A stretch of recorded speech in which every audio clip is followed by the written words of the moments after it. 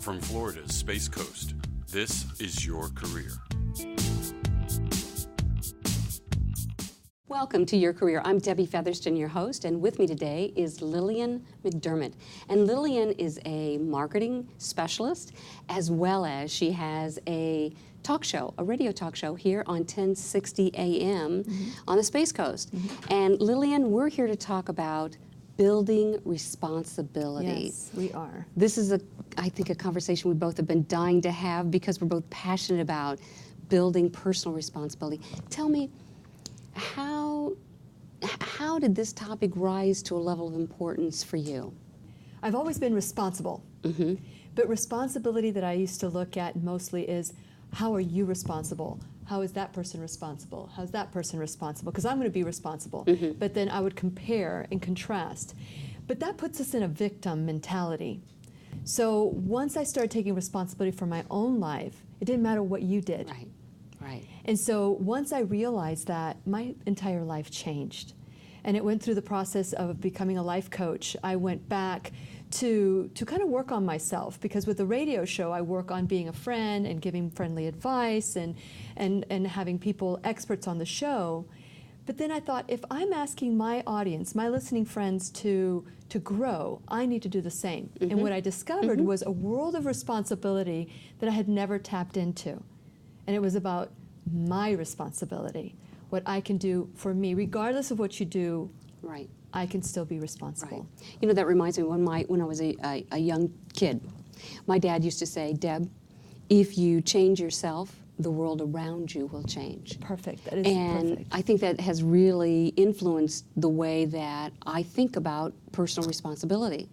You know, I've always held myself to a very high standard for that. So that's why when I met you, and you were so passionate about this topic, that I went, this resonates. Right? This resonates. Yeah. Let's have a conversation. Yeah. So when you think about responsibility in the workplace, what role do you see personal responsibility having in the workplace, Lillian? So it doesn't matter where you're at.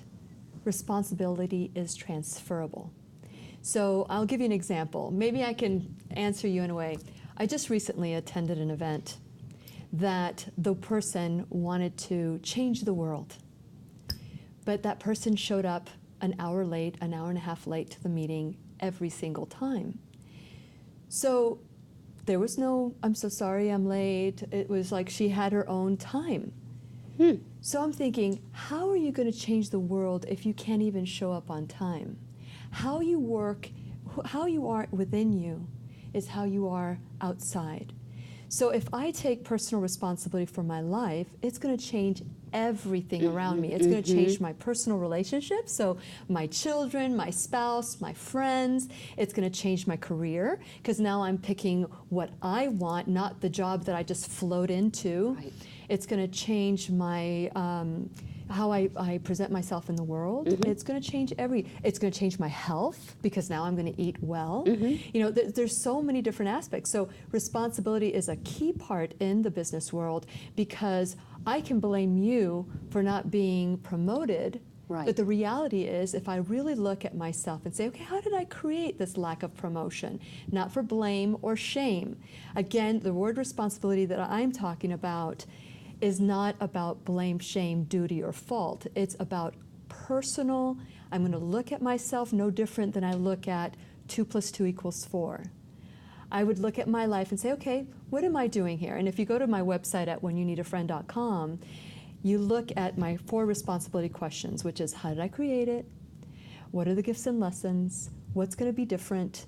And how am I going to use this to help others? Those are 4 questions. Now, I know how people think, and they go, I'm not going to say how I created it. It's not my fault. Again, we're not talking fault. What I'm talking about is, it could be that I was hired into the company. So how did I create it? Maybe I didn't respond at the same time. But it's not to find fault. It's just to sit with and look at the equation. I would not get angry if 2 + 2 = 4. Nor will I get angry if I need to maybe step up my game, or I need to educate myself a little bit more. So to answer your question, that's the kind of responsibility that's now going to say, well, it's not your fault. that I Right. didn't get the promotion. Let me look. Do I need to educate myself better? Get feedback. What kept me from that? And so instead of blame others, being victim, Right. you know, we can take that attitude with our health as well.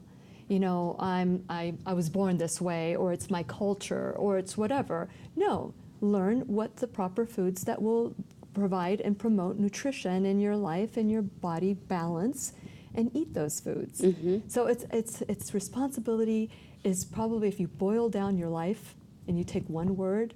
That's why I'm so passionate about it, because I'm very simple that way. One word, responsibility, will change your entire life. Absolutely.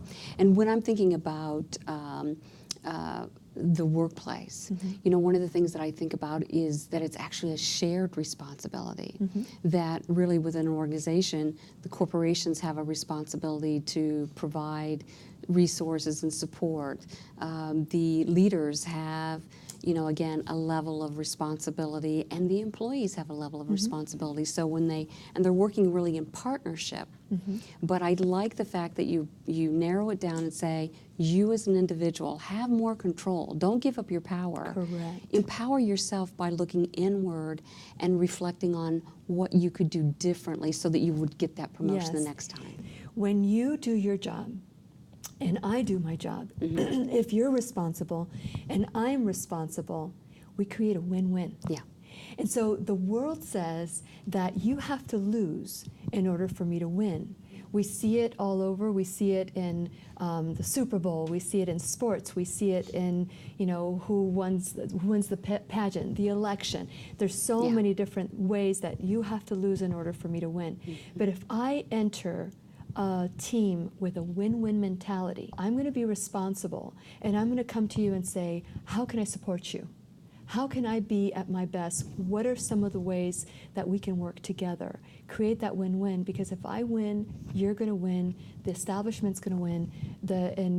And for those who are thinking right now, wait a minute, in sports somebody loses. Nobody loses in sports, because everybody gets paid, everybody gets a ring, we all get entertained, everybody gets a piece of whatever the experience was in sports. Yeah.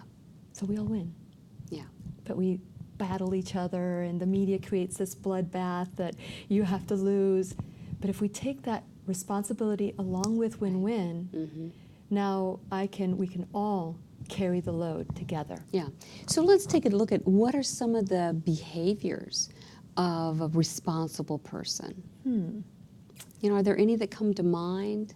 Behaviors of a responsible person is being able to take accountability, to sit and be able to look at what is my impact, to really desire positive and negative or neutral feedback, to be able to sit with somebody and say, I want to listen to what you have to say to me. And I'm going to listen to you no different than I'm going to watch a movie. I'm going to eat popcorn. I'm just going to eat popcorn during this time, and I'm just going to let you speak. And I'm going to take what you have to say, I'm going to internalize it, and I'm going to work on that. So that's the ability to listen and to take that not personally. I don't know, if you've read the book, The Four Agreements by Don... I'm familiar with it. I've not Okay. read it in its entirety, no. Okay, so let your word be impeccable is number one. So these are not mine. Yeah. So let your word be impeccable. So here's the thing that happens with somebody. Yeah, I'm going to do it. I'll do it later. But later never comes. Yeah. Oh, I forgot. These are all excuses. So excuses be gone, because that would be the opposite of being responsible, is making up an excuse. Doesn't matter what the excuse is, it's giving up your power and saying, oh, I don't have to do it because. I don't care what the because is. If you're going to be responsible, let your word be impeccable. So if you're not going to do it, say, yeah, I have no intention in doing that. I'm just saying I'm going to do it later because I want to look good for you, and I want to tell you what you want to hear. Can you imagine a world where people say, no, I can't do this right now, but I can do it later? So again, let's create a win-win. Yeah. It's that underlying current of win-win, as well as listening, let your word be impeccable, so say what you mean and do it. And so the second is don't take anything personal.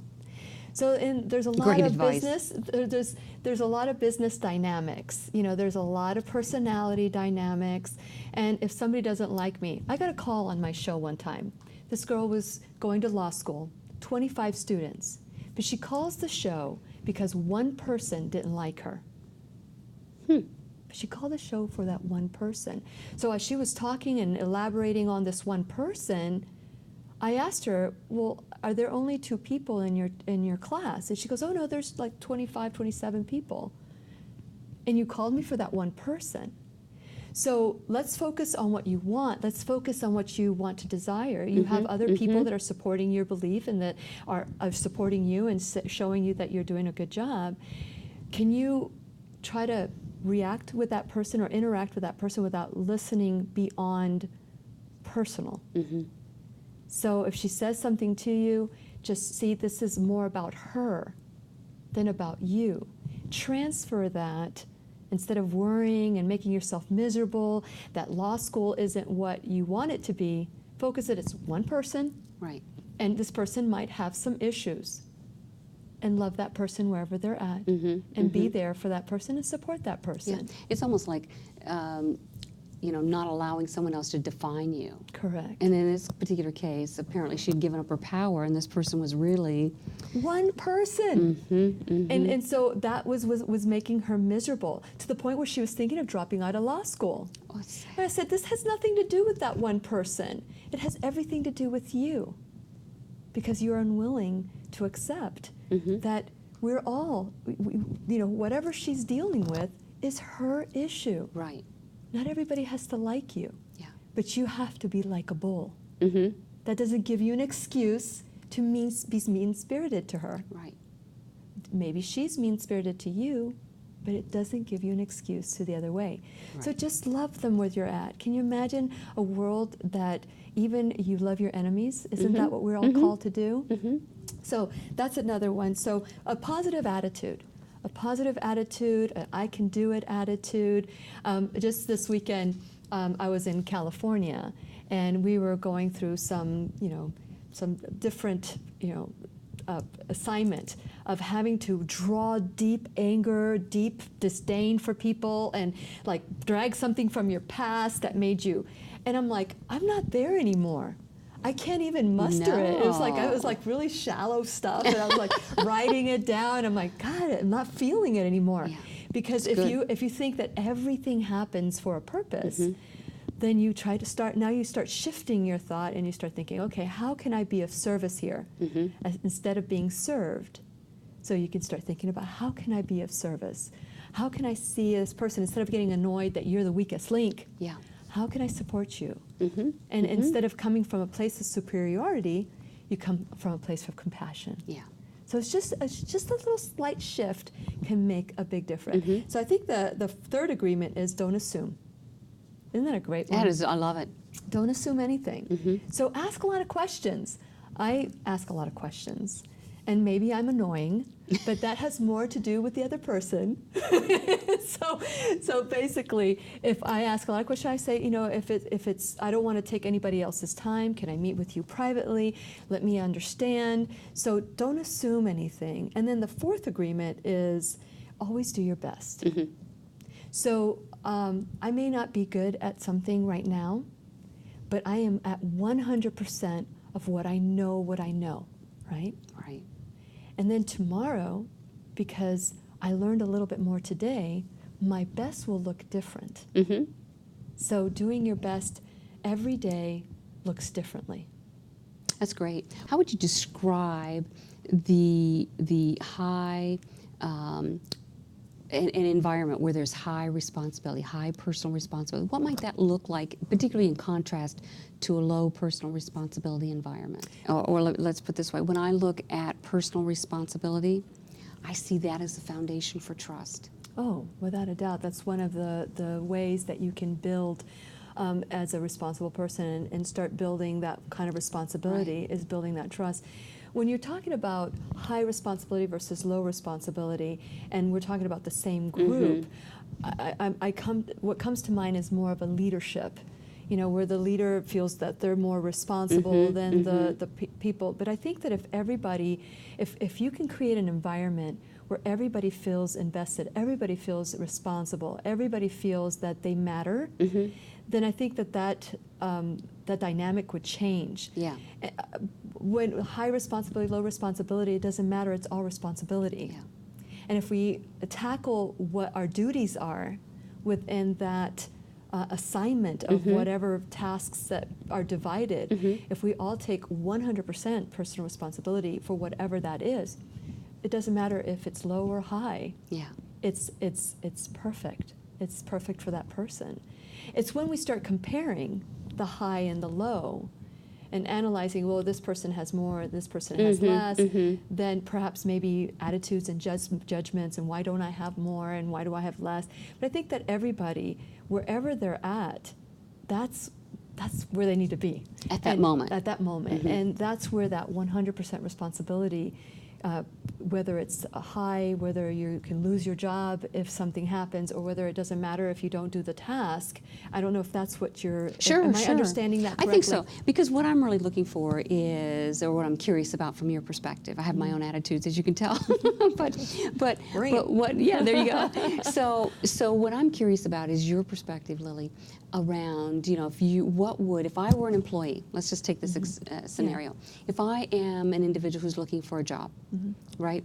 And I'm trying, or maybe I'm internal to an organization, and I'm trying to determine, do I want to work with this team or that team, right? How do I go about assessing the teams and to be confident that I'm selecting a team where there's high trust, high personal responsibility? Because I see those just so hand in hand. I think that whether you select a team that has that value or not, as long as you have the value, it really doesn't matter. I know that frustration could set in if you are like, this is my high value. Yeah. But I think that one of the things that I talk about a lot on my show is intuition. We ignore intuition. I think people, when they walk into a job, they know. Yeah. They just know which team is going to suit them. It's only when we take things personal, it's only when we start putting judgment on things, that's when we kind of muck it up. Kind of muck it up a bit. And so if we were to just go in there and just be what we've been asked to do, and maybe, I know that there are particular bosses that are little micromanagers, or that are a little bit, or some of them that are less. So I think that would be something that you might want to look at within your personality, and just be grateful that you have a job. Just be grateful that you're able to be impactful. And if you're not impactful, and if you're not happy, because you can always choose out. Yeah. You can choose in and you can choose out. And if you choose out, then write down all the values, all the criteria that you want in a job, and then go to something as opposed to leave something. Like some people leave a job. It's a great point for people to remember. Yeah, sometimes people leave a job because they hate their boss, or they're not valued. Yeah. And they get tired and they start developing an attitude, and all of a sudden they hate their job, they don't want to be there anymore. But then they go to the next job that is exactly the same as the job they just left. They just changed titles. They just changed names. The players have changed. The team has changed. But they're bringing themselves to every team that they go to every group, to every job. I'm bringing me to all of that. So I really need to take a good look at what my wants are, not what I don't want. Right. So I would advise someone to sit down, and you can do this with career, you can do this with relationships, you can do this with health, you can do this with giving back to society. Sit down and write down 25 things you want the most from this next job, or this next girlfriend or guy friend or whatever. And that list can change as you progress, and you say, oh, well, that didn't work, and you check that off, let me add something else. But work on what you want. Right. Because many times we dwell on what we don't want, and we get more of what we don't want. So if we find ourselves in a situation where we don't like where we're at, change it. Right. or change your perception. Well, it ties right back to mindset, positive attitude. Yeah. You know, and that's all part of being responsible. If you're looking at a situation or you find yourself in a situation where it's not quite the environment that you want, maybe what we should be inviting people to do is to really look inward and say, is there anything within my control that I can change that may help to change the environment around me? Absolutely.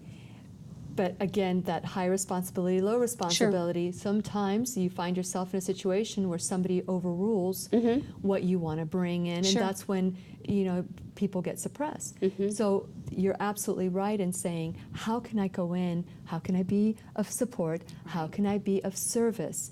I own a marketing company, and I deal with lots of clients. I've dealt with customer service. I love dealing with customer service, training, and all of that. When you go into an environment with different personalities, we need to learn to adjust.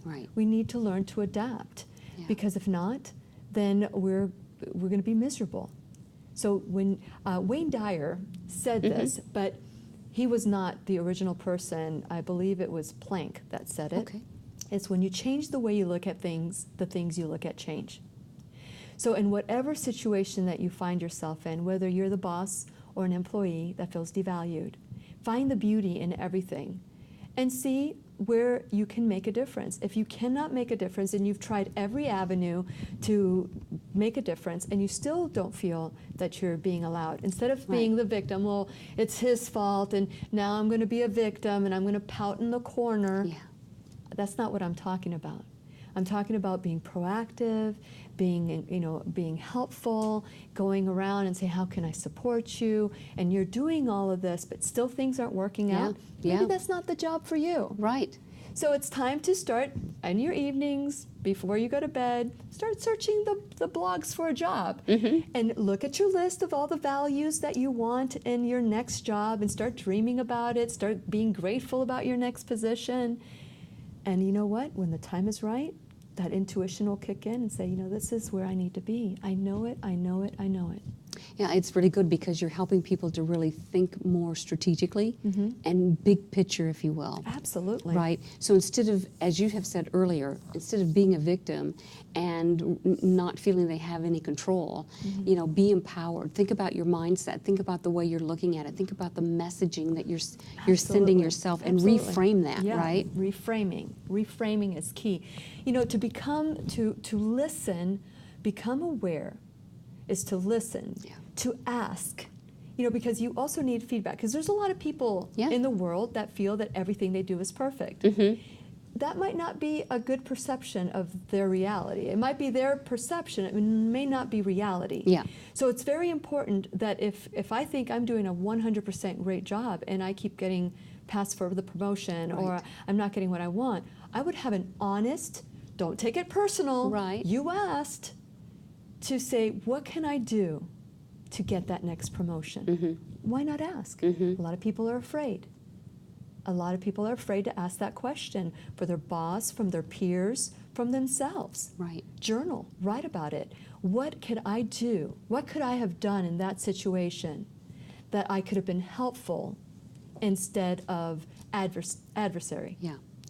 I know when, stepping back just a little bit, when a person is in that position where they're looking for a new opportunity, right? Whether it's internal and they're wanting to move, or they're wanting, they're external and they're wanting to, land. That one of the things I think is vital is that they really look at the culture of the organization. You know, they look at the values and the mission of the organization. That's going to tell them a lot in terms of how well that aligns with their belief around personal responsibility, right? Is this really going to be a culture that breeds and fosters that accountability? Great point. You know? And it's always good. But even in the cultures, let's say I love the idea of this particular company and I am in line with that particular company, you still have to deal with the personalities, the egos, the having to play the game. And so if you look at it as a game, someone might get hurt. But if you think of it as, I am invested in this, but it's not my entire life. Right. I still have wife and kids or relationships I want to have. I still want to have fun. I still Right. want to go on the trail. I still want to do other things. But if we focus at this is who I am, and if I identify too much with this is who I am that job, Yeah. that's not true. Yeah. It's all in your head. It's all in your head. So that's when we really take back and start looking at life as, let's create some balance here. How can I create some balance? Because regardless of the company being an absolutely perfect, totally in line with my vision, the personalities in the company may not be. Yeah. You know, it's funny, and we were talking earlier before the show that I just went on a trail. I went backpacking, and it was so true that as I was on this trail, until I got to my goal, I could not quit. I didn't have a car to go to. I didn't have anything to go through. I went through that whole entire 5 miles uphill with 30 pounds on my back, and I had to finish it. Now, today, I was at the gym on the treadmill, and I thought, at any time, I can get off of this. And so many times we live with that, I can get off of this too quickly mentality. Sometimes we see the task, we see the goal, we work together as a team, and when we got up there at that place where we were going to, we celebrated together. Yeah. But when I got off the treadmill today, there was no high fives. I was by myself. I didn't meet my goal, you know, that type of thing. Right, But I was right. able to walk off and do whatever it was that I wanted to do. Well, that's awesome. And Lily, that's going to have to be the last word. Thank you so much for being my guest. Oh, it's a and pleasure. on behalf of my guest and everyone here on the set of Your Career, thank you for watching. And remember, be career happy. More information about this program is available online at millermediagroup.org.